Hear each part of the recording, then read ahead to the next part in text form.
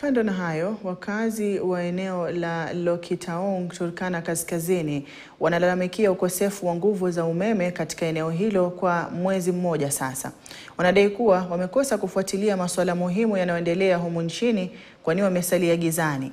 Lalama zao wanazielekeza kwa viongozi wao wakisema kwamba wamekosa kuwajibika ipasavyo, huku biashara nyingi zinazotegemea umeme zikiendelea kukadiria hasara. Mrefu sana hata Sudan.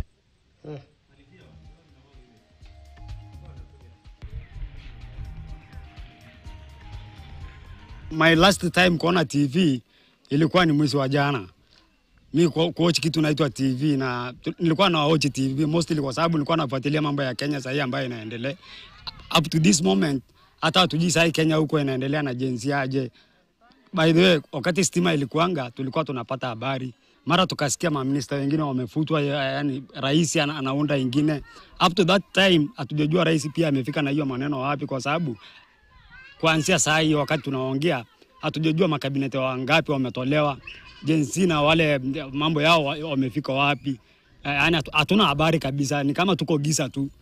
Stima imetusumbua sana. Tunakaa tunafanya kazi na mimi nategemea stima ikikuwa au wafanyikazi wafanye kazi ndio mimi at least nipate hiyo pesa, wanipatie pesa naenda kutumia, inafaa nivae, inafaa nikule.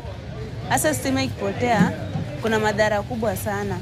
Sisi hatupati stima, hatuoni nchi yetu pili na inaendelea kwa sababu hatuoni kitu kama TP, maji hatupati. Yani hatuangalii nchi yetu pili inaenda kama Wakenya wengine. Na tunashindwa ni sijui ni nini. Martin Luther King Jr. anakumbukwa kuwa mhubiri na mtetezi wa haki